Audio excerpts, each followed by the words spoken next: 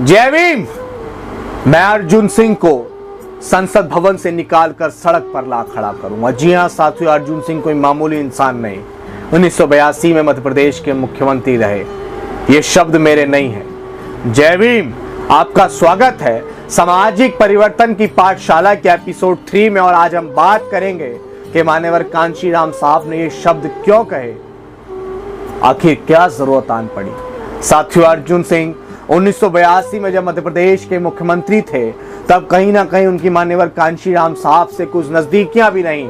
फूलन देवी से डाकू बनी फूलन देवी का आत्मसमर्पण अर्जुन सिंह के सामने उनके मुख्यमंत्री रहते ही एक प्लान के तहत करवाना भी मान्यवर कांशीराम साहब और अर्जुन सिंह की दोस्ती का सबूत था। हालांकि फूलन देवी के ऊपर सभी मुकदमे उत्तर प्रदेश में दर्ज थे और उस वक्त उत्तर प्रदेश के मुख्यमंत्री तत्कालीन मुख्यमंत्री एनडी तिवारी थे। साथियों, अर्जुन सिंह हालांकि जाति से ठाकुर थे और तिवारी एक ब्राह्मण, लेकिन तिवारी के मुकाबले मान्यवर कांशीराम साहब अर्जुन सिंह को एक नरमदिल इंसान मानते थे। साथियों, जब 1986 में मान्यवर कांशीराम साहब के विरोधियों ने तत्कालीन प्रधानमंत्री राजीव गांधी के इशारे पर धोखे से बामसेफ को रजिस्टर करवा लिया था, तभी उनकी रडार पर अर्जुन सिंह भी आ गए थे, क्योंकि अर्जुन सिंह का धोखाधड़ी करके बामसेफ को रजिस्टर्ड करवाने में पूरा हाथ था और मान्यवर कांशीराम साहब को इस बात की खबर लग गई थी। साथियों, दरअसल अर्जुन सिंह राज्यपाल के रूप में केंद्र के एजेंट भी थे और मान्यवर कांशीराम साहब अर्जुन सिंह को हर हाल में सबक सिखाना चाहते थे। साथियों, तत्कालीन प्रधानमंत्री नरसिम्हा राव की सरकार में अर्जुन सिंह नंबर 2 पर रहे और प्रधानमंत्री नरसिम्हा राव और मान्यवर कांशीराम साहब की राजनीतिक दोस्ती को सभी जानते थे। उस दोस्ती से सभी भली भांति वाकिफ भी थे। इसी के चलते तत्कालीन प्रधानमंत्री नरसिम्हा राव अर्जुन सिंह का बचाव करते रहे। साथियों, इसके बाद फिर 1997 में उन दिनों अर्जुन सिंह ने सतना लोकसभा क्षेत्र से बीएसपी यानी कि बहुजन समाज पार्टी के एक मजबूत प्रत्याशी जिनका नाम था शुक्लाल कुशवाहा को एक फर्जी मुकदमे में साजिश के तहत, जो मुकदमा हत्या का था, उसके तहत जेल भिजवा दिया था। और अर्जुन सिंह से मान्यवर कांशीराम साहब तो पहले ही खफा थे।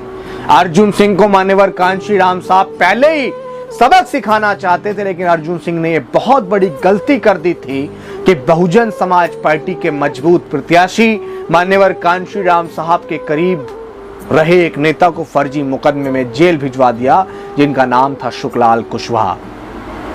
साथियों, मान्यवर कांशीराम साहब अर्जुन सिंह से और खफा हो गए और इस घटना ने मान्यवर कांशीराम साहब के दिल में अर्जुन सिंह से बदला लेने के लिए और भी ज्वाला भड़का दी और मान्यवर कांशीराम साहब अगला पिछला सारा हिसाब चुकता करने के लिए सरेआम इस बात को कह गए कि अर्जुन सिंह, जो सतना लोकसभा सीट से चुनाव लड़ने की तैयारी कर रहा था, कि अर्जुन सिंह, मैं तुझे संसद भवन से निकालकर सड़क पर ला खड़ा करूंगा और जब तक मैं तुझे संसद भवन से निकालकर सड़क पर नहीं ला दूंगा, मैं चैन से नहीं बैठूंगा, मैं चैन की सांस नहीं लूंगा।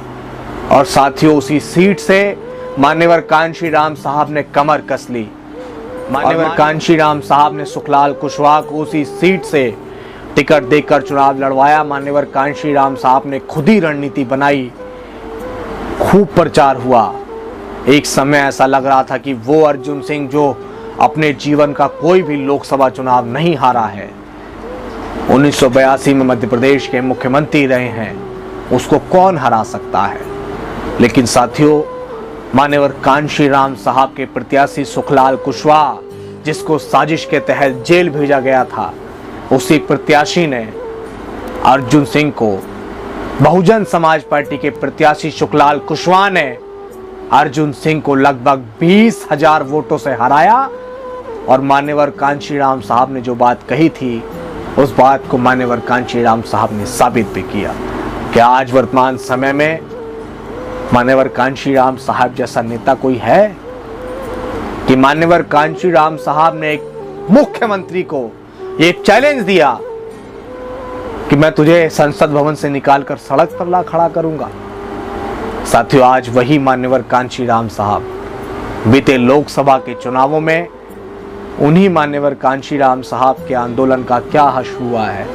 देश में बहुत सारे नेता हैं जो कवायद करते हैं कि हम मान्यवर कांशीराम साहब और डॉक्टर अंबेडकर, फूले शाहू की विचारधारा को आगे बढ़ाने आए हैं, लेकिन आपस में लड़ने से विचारधारा आगे नहीं बढ़ेगी। मान्यवर कांशीराम साहब ने कहा था कि सामाजिक परिवर्तन के बिना राजनीतिक परिवर्तन नहीं हो सकता है, लेकिन हमारे नेताओं को ये बात नहीं समझ आ रही है। साथियों, मैं उम्मीद करता हूं कि मेरे इस विषय से सामाजिक परिवर्तन की पाठशाला के इस तीसरे एपिसोड ने आपको बहुत कुछ सिखाया होगा कि अगर आप कुछ करने की ठान लें तो परिस्थितियां भी आपको जिताने के लिए आपके पीछे लग जाती हैं। और मान्यवर कांशीराम साहब बहुजन राज स्थापित करने के लिए जिद्दी थे, और ऐसा आपको भी जिद्दी बनना पड़ेगा। हमें एकजुटता दिखाने के लिए, हमें एकजुट करने के लिए जिद्दी बनना पड़ेगा। तो साथियों, बने रहिए, आपसे फिर मुलाकात होगी एक नए एपिसोड के साथ। जब तक के लिए जय भीम, जय भारत, जय संविधान।